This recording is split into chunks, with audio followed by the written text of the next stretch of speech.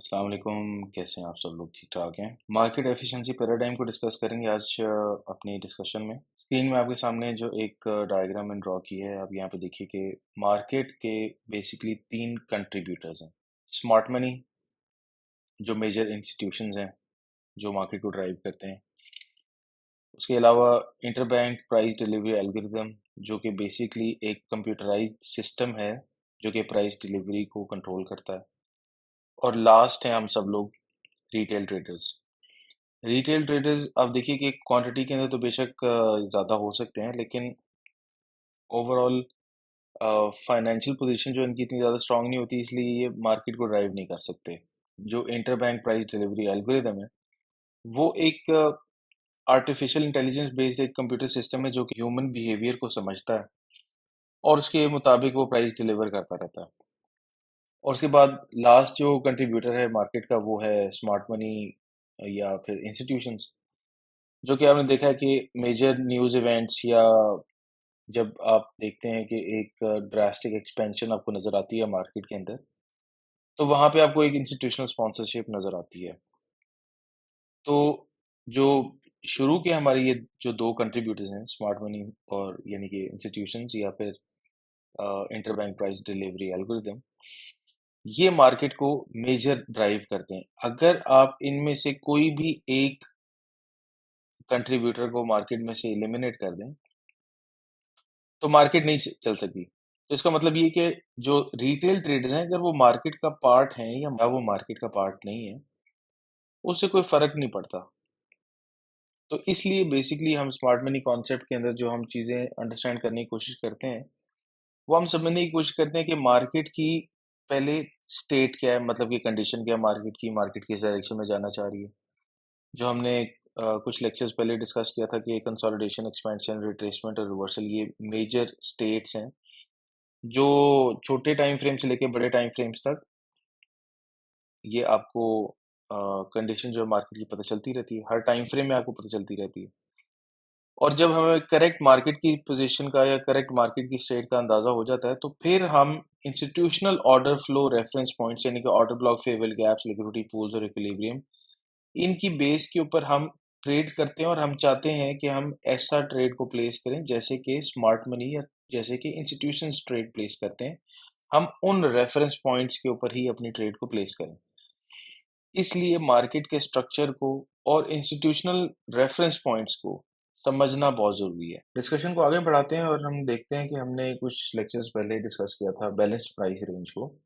आज इसी कॉन्सेप्ट को हम डिस्कस करेंगे और इसके अंदर मज़ीद इजाफा करेंगे और हम समझने की कोशिश करेंगे कि बैलेंस्ड प्राइस रेंज कैसे हमें हेल्प करती है ये फिगर आउट करने में कि फेयर वैल्यू गैप कौन सा हमारे पास हाई प्रोबेबिलिटी है और कौन सा ऐसा फेयर वैल्यू गैप है जो कि high probability fair value gap नहीं है। लास्ट लेक्चर के अंदर हमने इस मंथली टाइम फ्रेम की कैंडल को जिस तरीके से डिस्कस किया था, उससे आपको बेहतरीन तरीके से आइडिया हो गया था कि बैलेंस्ड प्राइस रेंज किसको कहते हैं। लेकिन आज हमने इस मंथली टाइम फ्रेम की इस कैंडल को 4 वीकली कैंडल्स में जिस तरीके से ड्रॉ किया, आज हम इसको स्टडी करने की कोशिश करते हैं कि क्या ये बैलेंस्ड प्राइस रेंज है या नहीं। तो आप ये देखिए, ग्रीन कैंडल ने इस वीक में buy orders and sell orders दोनों अवेलेबल हैं। तो हमारे पास ये lower portion of first week, ये हमारे पास बैलेंस्ड प्राइस रेंज है। ग्रीन कैंडल जो बॉडी है, इसको इसमें आप देखिए तो प्राइस ने सिर्फ बाय ऑर्डर्स को डिलीवर किया है। और उसके बाद लास्ट अपर पोर्शन, जो ये अपर पोर्शन विक है, इसमें भी हमारे पास buy orders and sell orders दोनों अवेलेबल है। नेक्स्ट वीक जो सेकंड वीक की कैंडल जो स्टार्ट हुई, तो आप देखिए कि इसका विक का पोर्शन भी, इसमें भी buy orders and sell orders available है। तो बेसिकली हमारे पास फर्स्ट कैंडल की अपर विक से लेके सेकंड कैंडल की लोअर विक तक ये एक बैलेंस्ड प्राइस रेंज है।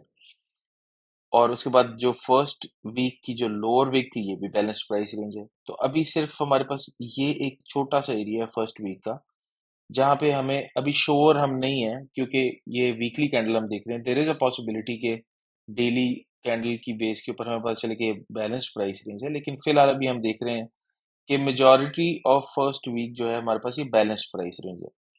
अब सेकंड में आप देखिए कि हमारे पास lower portion of the week ये बैलेंस प्राइस रेंज है। फिर हमारे पास यहाँ पे बाय ऑर्डर्स की डिलीवरी हुई है और उसके बाद एंड पे हमारे पास यहाँ पे भी ये बैलेंस प्राइस रेंज है, क्योंकि वीक है, इसमें बाय ऑर्डर्स सेल ऑर्डर्स दोनों अवेलेबल है।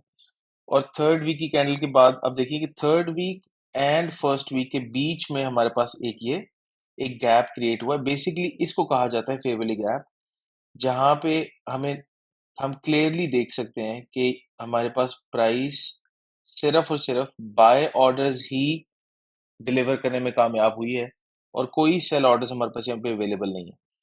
तो हमें ये पता चल गया, बहुत क्लियरली पता चल गया कि ये इम्बैलेंस है। अब हम हमेशा ये कहते हैं कि फेयर वैल्यू गैप इम्बैलेंस होता है, लेकिन हम कभी समझ नहीं पाते कि इम्बैलेंस आखिर कहते किस चीज को हैं। तो अभी देखिए कि प्राइस डिलीवरी बेसिकली हमें ये बताती है, प्राइस ने सिर्फ इस जगह पे बाय ऑर्डर्स डिलीवर किए थे, जिसकी वजह से यहाँ पे ये एक इम्बैलेंस रह गया। प्राइस सेल ऑर्डर्स नहीं डिलीवर कर पाई, जिसकी वजह से buy orders and sell orders के बीच में एक इम्बैलेंस आ गया।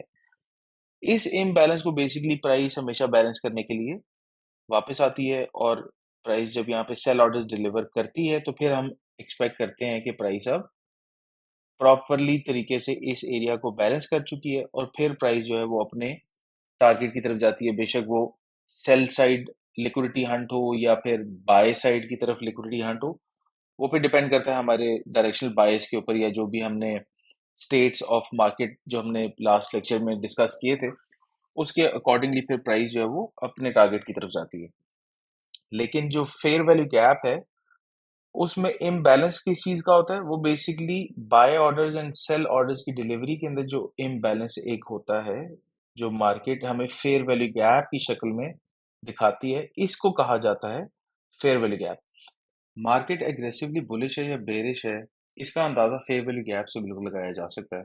या आप ऐसे समझ लीजिए कि इसका अंदाजा प्राइस डिलीवरी से बहुत अच्छे तरीके से लगाया जा सकता है। उसकी कुछ निशानियां मैं आपको यहाँ पे दिखाना चाहूंगा। अगर price fair value gap create करने के बाद, यानी कि फर्स्ट सेकंड थर्ड कैंडल ने एक फेयर वैल्यू गैप क्रिएट किया और फोर्थ कैंडल की विक इस फेयर वैल्यू गैप के अंदर 25% से ज्यादा एंटर ना हो सके और उसके बाद प्राइस रिट्रेस हो जाए, तो इसको आईसीटी कॉन्सेप्ट्स के अंदर कहा जाता है institutional order flow entry drill. Institutional order flow entry drill कहा जाता है उस कॉन्सेप्ट को कि फेयर वैल्यू गैप 25% से ज्यादा फिल नहीं हो पाया, इवन कि वो कॉन्सिक्वेंट इंक्रोचमेंट यानी कि 50% ऑफ फेयर वैल्यू गैप तक भी प्राइस ने रसाई हासिल नहीं की, और प्राइस 25% यानी कि फर्स्ट अपर क्वाड्रेंट से प्राइस ने रिजेक्शन ले ली। इट मींस कि प्राइस इज एग्रेसिवली बुलिश, और हम इस तरह के मौके के ऊपर एंटिसिपेट ये करते हैं कि प्राइस बाय साइड लिक्विडिटी की तरफ बहुत तेजी से मूव करेगी। दूसरा कॉन्सेप्ट जो फेयर वैल्यू गैप के हवाले से मार्केट की एग्रेसिव मूवमेंट को रिप्रेजेंट करता है, उसको कहा जाता है इमीडिएट रीबैलेंस। इमीडिएट रीबैलेंस से क्या मुराद है कि जब first candle and second candle की प्राइस डिलीवरी मुकम्मल हो जाती है और थर्ड कैंडल जब ओपन होती है और प्राइस मूव करती है एग्रेसिवली बेरिश, और एग्रेसिव बेरिश मूव करने के बाद प्राइस रिट्रेस करती है और फर्स्ट सेकंड थर्ड कैंडल के बीच में कोई भी इम्बैलेंस नहीं छोड़ती, तो इसको कहा जाता है बेसिकली इमीडिएट रीबैलेंस।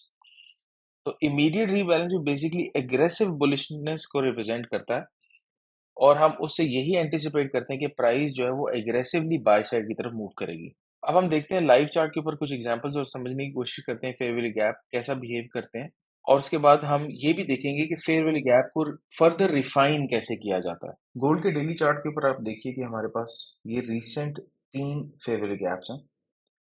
अब देखिए जो ग्रीन में फेयर वैल्यू गैप जो हाईलाइट किया है उस पर देखिए कि प्राइस ने फौरी तौर के ऊपर अपर क्वाड्रेंट से रिजेक्शन ली और प्राइस बुलिश हो गई।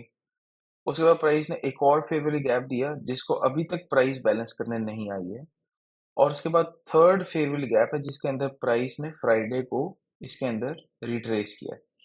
तो हम वन बाय वन इन तमाम फेयर वैल्यू गैप्स की करेक्टरिस्टिक्स को चेक करेंगे, और हम ये बेसिकली देखना चाहेंगे कि प्राइस ने इस फेयर वैल्यू गैप के अपर क्वाड्रेंट से रिजेक्शन क्यों ली थी, इस फेयर वैल्यू गैप को बिल्कुल एम्प्टी क्यों छोड़ा था, और इस फेयर वैल्यू गैप के साथ प्राइस क्या करना चाहेगी इन फ्यूचर। तो हम देखते हैं कि इन 3 फेयर वैल्यू गैप्स की कैरेक्टरिस्टिक्स क्या हैं। 4 आवर के ऊपर अगर हम सेम फेयर वैल्यू गैप्स को, जो डेली के फेयर वैल्यू गैप्स हमने मार्क किए थे, अगर हम इनको स्टडी करें तो आप देखिए कि 4 आवर के ऊपर एग्जैक्टली एक कंप्लीट एक फेयर वैल्यू गैप अवेलेबल है, तो ये एक प्योर इम्बैलेंस है जो कि हमें डेली टाइम फ्रेम पे भी नज़र आ रहा था और 4 आवर के टाइम फ्रेम पे भी नज़र आ रहा है। और अगर हम सेकंड का जो ये फेयर वैल्यू गैप है, इसको अगर हम स्टडी करें तो ये देखें कि ऑलरेडी प्राइस ने almost 50% of the fair value gap already ये फिल किया हुआ है। ये देखिए, ये प्राइस ने ऑलरेडी फिल किया हुआ है। और उसके बाद अगर आप ये देखें, तो इसी एरिया में हमारे पास यहाँ पे एक विक बी है, जो कि गालिबन एफओएमसी के डे की विक है ये। तो इसको अगर हम इसको भी हम मार्क कर लें तो हमें पता चल जाएगा कि अब देखिए कि हमारे पास ओवरऑल जो इम्बैलेंस जो बचता है, अगर इस विक को भी हम मार्क करें, इस विक के हिसाब से देखें बहुत ही छोटा इम्बैलेंस बचता है। लेकिन अब फिर भी इस फेवरेट गैप को हम 50% के नीचे ये वाला एरिया हम मार्क करते हैं, हम इसको फर्दर स्टडी करते हैं और फर्दर रिफाइन करने की कोशिश करते हैं। और जो थर्ड फेवरेट गैप हमारे पास ग्रीन, इसको देखिए कि प्राइस ने इस फेवरेट गैप के अंदर बेसिकली इस डेली फेवरेट गैप के अंदर हमारे पास ये एक छोटा फेवरेट गैप है ऑन 4 आवर टाइम फ्रेम और उसके बाद एक और फेवरेट गैप है जिसको ऑलमोस्ट 25% प्राइस ने फिल किया और प्राइस ने यहाँ से रिजेक्शन ली।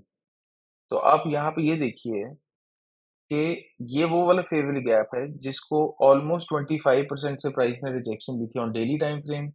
तो ये था बेसिकली हमारा institutional order flow entry drill और ये institutional order flow entry drill price ने 4 आवर के ऊपर भी फॉलो किया है। अगर हम यहाँ पे फिबोनाची से हम ये ड्रॉ कर लें तो हम हमें बिल्कुल क्लियरली आइडिया हो जाएगा कि ये देखिए कि first quadrant upper most quadrant से प्राइस ने रिजेक्शन ली है और उसके बाद अगर हम ये वाला देखें तो ये ऑलमोस्ट 50% से नीचे यानी कि कॉन्सिक्वेंट इंक्रोचमेंट के नीचे प्राइस आई थी। लेकिन अब ये देखिए कि 4 आवर के ऊपर जो ये फेयर वैल्यू गैप है ये बिल्कुल अभी एम्प्टी है, इसके अंदर प्राइस ने institutional order flow entry drill नहीं किया तो ये भी एम्प्टी है, लेकिन इसके पीछे एक विक है। और लास्ट ये वाला जो फेयर वैल्यू गैप है इसको अगर आप देखें तो प्राइस ने इस फेयर वैल्यू गैप को, ये जो बेसिकली डेली का जो फेयर वैल्यू गैप है, इसके अंदर already price institutional order flow entry drill कर चुकी है। देखें कि आपको बिल्कुल टॉप अपर क्वाड्रेंट के ऊपर प्राइस ने 25th ऑफ सितंबर को सुबह 9 बजे न्यूयॉर्क टाइम प्राइस ने इसके ऊपर टैप किया था। बिल्कुल चंद पॉइंट्स इस फेयर वैल्यू गैप के अंदर आई थी और उसके बाद प्राइस जो है प्राइस ने ऐसे रिजेक्शन ले ली थी।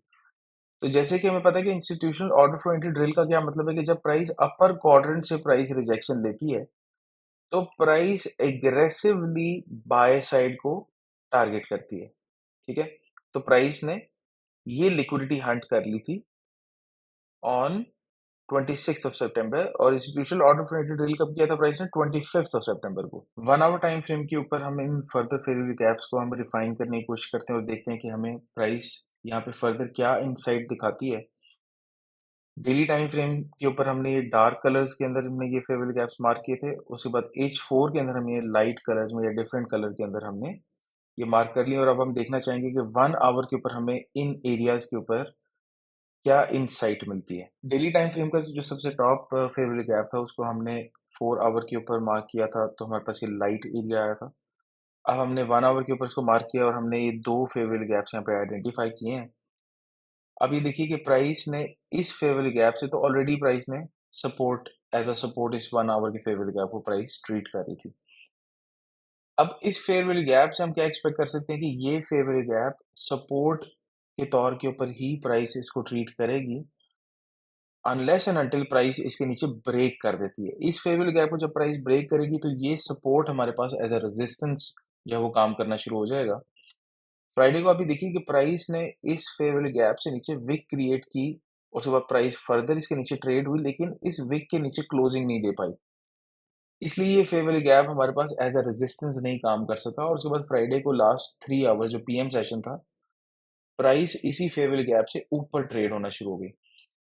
तो अब हम ये देखना चाहेंगे इन द नेक्स्ट वीक अगर प्राइस इस फेयर वैल्यू गैप से नीचे ट्रेड करती है तो ये वाला फेयर वैल्यू गैप जो है वो एक्ट करेगा एज रेजिस्टेंस। लेकिन डेली टाइम फ्रेम के ऊपर जब प्राइस ने इससे रिजेक्शन ली थी तो institutional order flow entry drill की वजह से प्राइस जो थी वो बाय साइड लिक्विडिटी की तरफ तेजी से मूव कर गई थी। जहां तक नीचे वाले फेयर वैल्यू गैप का ताल्लुक है तो आप देखिए कि प्राइस ने इसके बिल्कुल क्लोज प्रॉक्सिमिटी में आप देखिए तो प्राइस ने ऑलरेडी सेल ऑर्डर्स डिलीवर किए हुए हैं और उसके बाद प्राइस ने यहाँ पे बाय ऑर्डर्स भी डिलीवर किए हुए हैं। तो बेसिकली ये वाला एरिया जो हमें एक बैलेंस्ड एरिया ही नजर आ रहा है। ऑल्दो हमारे पास यहाँ पे फेयर वैल्यू गैप मौजूद है, लेकिन अगर प्राइस इस फेयर वैल्यू गैप से नीचे ट्रेड करती है तो ये वाला फेयर वैल्यू गैप ज्यादा प्राइस को होल्ड करने में कामयाब नहीं हो पाएगा, क्योंकि मेजर इम्बैलेंस इस एरिया में नहीं है। डेली टाइम फ्रेम पे जो सेकंड फेयर वैल्यू गैप था, वो आप देखिए कि प्राइस ने डेली टाइम फ्रेम के ऊपर इस फेयर वैल्यू गैप के अंदर बिल्कुल भी प्राइस एंटर नहीं हुई थी और प्राइस इसको बिल्कुल छोड़ गई थी यहाँ पे। तो उसकी देखिए वजह क्या है? उसकी वजह ये है कि ये एरिया 4 आवर के ऊपर भी आपको नजर आया था कि अपर पोर्शन जो था उसका ऑलरेडी बैलेंस था। प्राइस का 50% से नीचे का एरिया जो है वहां पे हमें बाय ऑर्डर्स नजर आ रहे हैं, लेकिन उससे पीछे आप देखें तो हमारे पास यहाँ पे एक विक है। तो ऐसा मालूम होता है कि ये बेसिकली डेली टाइम फ्रेम के ऊपर फेयर वैल्यू गैप तो है, लेकिन लोअर टाइम फ्रेम के ऊपर majority of the area is already balanced. तो जब ये ऑलरेडी एरिया बैलेंस्ड है तो इसको फिल करने के लिए प्राइस बिल्कुल भी नहीं आएगी, क्योंकि ऑलरेडी बैलेंस्ड है। तो जो एरिया ऑलरेडी बैलेंस्ड है, प्राइस कभी भी उस बैलेंस प्राइस रेंज की तरफ नहीं आती। प्राइस हमेशा इम्बैलेंस की तरफ मूव करती है और उसको बैलेंस करने के बाद अपने टारगेट की तरफ मूव करती है। तो प्राइस एक्सपेक्टेड ऐसा ही है कि जब भी इस डेली फेयर वैल्यू गैप की तरफ आएगी तो प्राइस इसको क्लोज कर देगी, मतलब प्राइस इसको क्रॉस कर देगी, इग्नोर कर देगी, और ये as a support and resistance के तौर पे ट्रीट नहीं किया जाएगा। तो हम देखेंगे इंशाल्लाह फ्यूचर जब प्राइस यहाँ पे ट्रेड करेगी। तो जो थर्ड फेयर वैल्यू गैप है वो आप देखिए कि प्राइस ने 4 आवर के टाइम फ्रेम के ऊपर ये लाइट एरिया था जो हमने मार्क किया था, प्राइस ने यहाँ पे institutional order flow entry drill करने के बाद प्राइस जो थी वो अग्रेसिवली बुलिश हो गई थी। और 1 आवर टाइम फ्रेम पे आप अगर देखें तो हमारे पास फेयर वैल्यू गैप जो है वो बिल्कुल नीचे अवेलेबल है, जो बेसिकली 50% से नीचे का एरिया, मतलब थर्ड क्वाड्रेंट या फोर्थ क्वाड्रेंट वाला एरिया है 4 आवर के हाईलाइटेड एरिया के अंदर। ये हमारा बेसिकली 1 आवर का एक फेयर वैल्यू गैप है, जिसको हम बेसिकली अभी 15 मिनट टाइम फ्रेम के ऊपर भी जाकर चेक करेंगे कि क्या ये ऑलरेडी बैलेंस एरिया है या नहीं है। 15 मिनट चार्ट के ऊपर अगर आप देखिए, जो 1 आवर का फेयर वैल्यू गैप हमने यहाँ पे मार्क किया था, अब देखिए कि प्राइस ने first candle, second candle, third candle और फोर्थ कैंडल ने इमीडिएट रीबैलेंस करने के बाद प्राइस ने एग्रेसिवली मूवमेंट की, और उसके बाद जब ये मूवमेंट प्राइस ने की उसके बाद नेक्स्ट कैंडल ने भी इमीडिएट रीबैलेंस किया, और उसके बाद फिर प्राइस ने यहाँ पे फेयर वैल्यू गैप दिया, जो कि फौरी तौर पे फेयर वैल्यू गैप प्राइस ने भर दिया, और देखिए पीछे इसके विक है, यहाँ पे ऑलरेडी बैलेंस प्राइस रेंज है ये। तो 15 मिनट के ऊपर जो आपको छोटा सा एक फेयर वैल्यू गैप नजर आ रहा है, वो बेसिकली ये वाला फेयर वैल्यू गैप है, जो कि प्राइस ऑलरेडी अपना ये वाला फेयर वैल्यू गैप जो है वो इस इम्बैलेंस को प्राइस ऑलरेडी बैलेंस कर चुकी है। ये देखिए, ये मैंने एरिया मार्क किया 15 मिनट टाइम फ्रेम के ऊपर, जो कि ऑलरेडी 50% अप्रोक्सीमेटली प्राइस इसको बैलेंस कर चुकी है। तो इससे क्या साबित हुआ? इससे साबित ये हुआ कि फर्दर इस इम्बैलेंस को बैलेंस करने की जरूरत नहीं थी। और हम इस तरीके से रिफाइन करते हैं अपने फेयर वैल्यू गैप्स को और समझने की कोशिश करते हैं कि क्या फेयर वैल्यू गैप के अंदर क्या प्राइस इम्बैलेंस एरिया छोड़ के आई है, जिसको प्राइस को बैलेंस करना लाजमी है। अगर हमें कोई भी इम्बैलेंस उस एरिया में फर्दर रिफाइनमेंट के दौरान नहीं नजर आता, तो हम बहुत इजीली ये जज कर सकते हैं कि price institutional order flow entry drill करने के बाद एग्रेसिवली बाय साइड की तरफ मूव कर सकती है। तो आई होप कि जो कॉन्सेप्ट हमने आज डिस्कस किया उससे आपको बहुत फायदा हुआ होगा। If you have any questions तो आप ज्वाइन कर सकते हैं हमारा Discord community. Discord membership is 100% free, link description के अंदर अवेलेबल है। तो until next time, take care, अल्लाह हाफिज।